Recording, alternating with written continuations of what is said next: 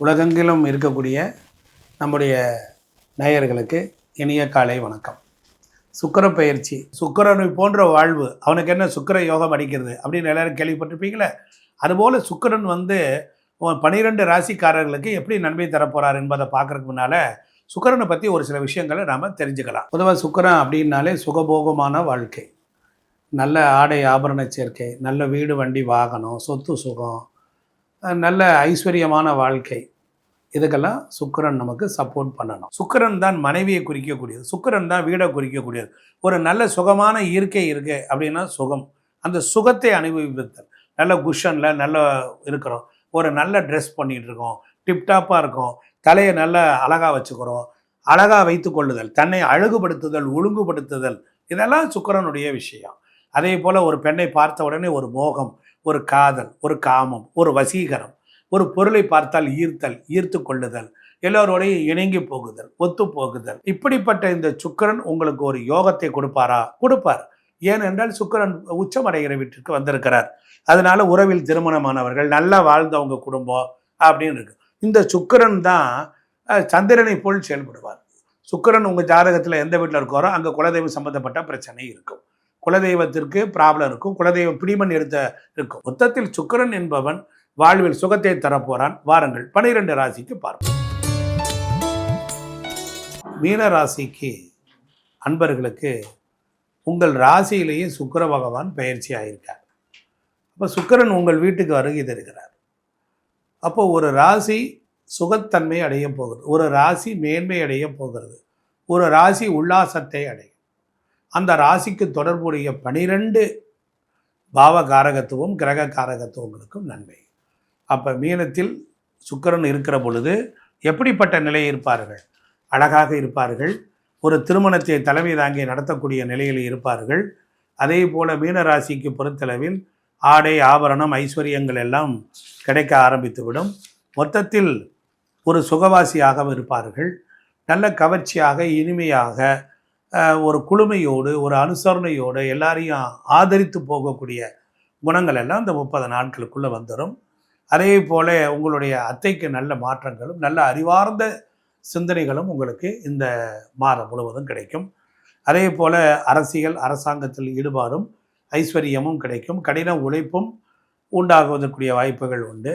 அதே போல் 2, 6, 10 என்கிற வீடுகளில் பரணி பூரம் போராடம் இருக்கிறது. உழைப்புக்கு ஏற்ற வருமானம் கூடுதல், குடும்பம் அமைதல், வேலையிலே முதன்மை நிலையை அடைதல், கௌரவமாக தலைமை தாங்கி செல்லுதல், பெரிய நிறுவனங்களை வழிநடத்தி போகக்கூடிய காலம்.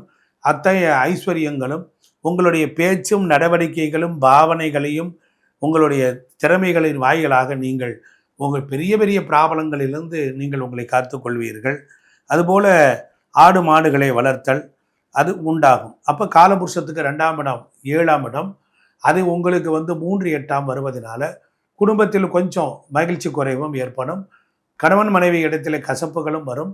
அவர்களை பிரிந்து வேலை வேலை என்று நீங்கள் அலைய வேண்டிய சூழலும் உண்டாகும். அதே போல் பேங்க் சம்பந்தப்பட்ட விஷயங்கள், ஏடிஎம் சம்பந்தப்பட்ட விஷயங்களே இருக்கும். அதே போல் உறவில் திருமணத்திற்கு பொருளாதாரத்திற்கு தட்டுப்பாடு இருக்காது.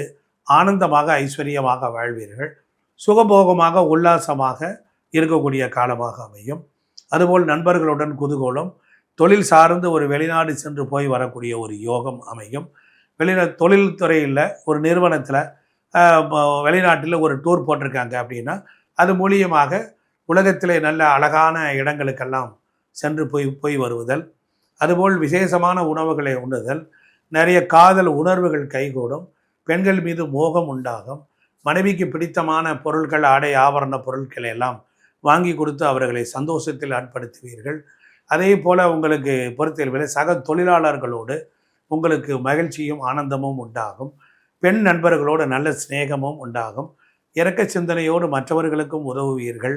பிறருடைய கவலையை கண்டு மனம் இறங்கி அவர்களுக்கு உதவி செய்வதோடு இல்லாமல் வாழ்வில் அவர்களுக்கு தேவையான தக்க தருணத்தில் ஆதரவாகவும் நிற்பீர்கள். உங்கள் குடும்பத்தில் திருமணம் கைகூடும். உங்கள் குடும்பத்தில் குழந்தை பாக்கியம் உண்டாகும். உங்கள் குடும்பத்தில் பொறுத்தளவில் தந்தைக்கு ஆன்மீகம் சம்பந்தப்பட்ட விஷயங்கள், அதே போல் உங்களுடைய ஃபேக்ட்ரியில் இருக்கக்கூடிய வேலை பார்க்குற இடத்துல இருக்கக்கூடிய கோவில்களுக்கு கும்பாபிஷேகம் நடத்தல், இது போன்ற விஷயங்கள், அதே போல் தீர்த்த யாத்திரை போய் வருதல், கடற்கரையை சார்ந்து இருக்கக்கூடிய இடங்களுக்கு போய் வருதல், பெருமாளை வணங்கி வழிபடுதல், இது போன்ற பல சுகங்கள். ஒரு சிலருக்கு கங்கா ஸ்நானம் போய் வருதல், காசி சென்று திரும்புதல், இது போன்ற பல நல்ல விஷயங்கள் எல்லாம் மீனராசிக்கு நடக்கும்.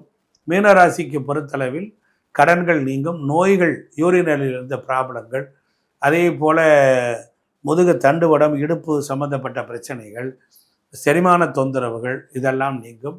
அதே போல் கால்கள், கைகால்கள் குடைச்சல்கள் நீங்கும்.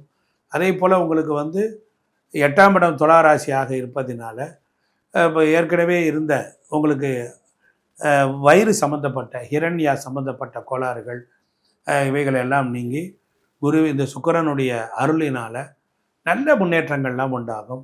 ராசிகள் சனியுடன் சுக்கிரன் சேர்ந்திருப்பது கொஞ்சம் மெடிக்கல் எக்ஸ்பென்சன்ஸ், கொஞ்சம் விரையும், பணத்தை சேமிக்க முடியாமல் போகுதல், இது போன்ற நிகழ்வுகள்லாம் இருக்கத்தான் செய்யும். ஆனால் இருந்தாலும் உங்களுக்கு லாபாதிபதியோட சேர்க்கை இருப்பதினால் தொழிலில் அபரிதமான ஒரு லாபம், அதன் மூலம் கிடைக்கிற வருமானத்தை நீங்கள் சுகபோகமாக அனுபவிப்பீர்கள். அதுபோல் மாணவர்கள் கல்வி நல்லாயிருக்கும். கலைஞர்கள், அரசியல்வாதிகள், அதாவது சினிமா கலைஞர்களுக்கு இது ஒரு பொற்காலமாக அமையும். புதிய படங்கள், ஒப்பந்தங்கள் சேரும். வெளிநாடு சென்று நடிக்கக்கூடிய வாய்ப்புகள் உருவாகும். எல்லாம் சிறப்பான ஒரு அற்புத காலத்தை நாம் மிஸ் பண்ணக்கூடாது. நீங்கள் ஸ்ரீரங்கம் ரங்கநாதரை வணங்கி வழிபட்டால் வாழ்க்கையில் சகல சௌபாக்கியத்தை பெறலாம். நாம் இதுவரைக்கும் ராசிக்கு எப்படியெல்லாம் சுக்கிரன் இருந்தார் என்பதை பற்றியெல்லாம் பார்த்தோம்.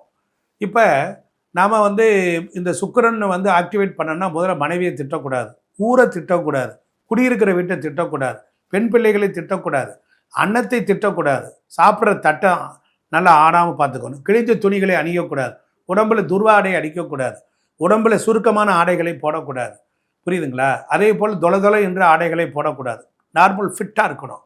அதே போல் தலைமுடியை அழகாக வைத்து கொள்ள வேண்டும், முகத்தை பொலிவாக வைத்து கொள்ளணும். ஏன்னா முகத்தில் தான் சுக்கிரன் இருக்கார்.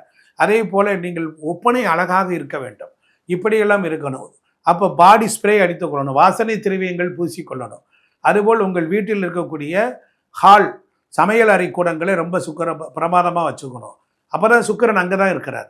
அப்போ நல்ல உணவு, அப்போ பாத்திரத்தை கழுவணும், கிச்சன் துர்வாடை அடிக்காமல் இருக்கணும். படுக்கை அறையில் நாத்தம் எடுக்கக்கூடாது. தலைவாணிகளை எடுத்துக்கிட்டால் மோந்து பார்த்தா நல்ல வாசமாக இருக்கணும். அதே போல் தலைசீவர சீப்பு, முகம் பார்க்குற கண்ணாடி, வீட்டினுடைய தலைவாசல், இதெல்லாம் பளிச்சுன்னு அழகாக நல்ல மனமும் நல்ல ஐஸ்வர்யத்தோட வீட்டுக்குள்ளே நுழைஞ்சாலே குபுகுபு நல்ல மனமாக இருக்கும், நல்ல ஊதுபத்தி வாட, இப்படிலாம் இருந்தால் நித்திய சுக்கிரன் உச்சமடைகிறது அப்படி தான் உடைவார். அதே போல் குளிக்க போகும்போது ஒரு சில வாசனை திரவியங்களை போட்டு குளிங்க, ஒரு நல்ல ஒரு பன்னீர் விட்டு குளிங்க. அதே மாதிரி இப்படி நிறைய பொருள்கள்லாம் இருக்குது. அதே போல் துணிமணிகள் எல்லாமே துவைச்சி முடிச்சதுக்கு அப்புறமேல் வாசனை திரவியங்களை ஊற்றி அதை அலசிட்டு காய போடுங்க. அப்போ உங்கள் உடலும் மனமும் எல்லாம் உற்சாகமாக இருக்கும். உங்களுக்குள்ள ஒரு ஆனந்தம், துள்ளல் பீறிட்டு இருக்கும். சுக்கிரன் எப்படி இருந்தாலும் என்ன, இது மாதிரி செஞ்சு பாருங்க. இதுதான் வாழ்வியல் பரிகாரம். வீட்டில் விளக்கேத்துங்கள், வளரும் குழந்தைகள் இருங்கள்.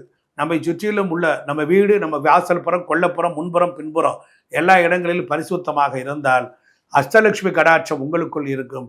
சுக்கிரன் உச்சமடைவதை உங்களை உயர்த்தத்தான். சந்திப்போம், சிந்திப்போம். நன்றி, வணக்கம்.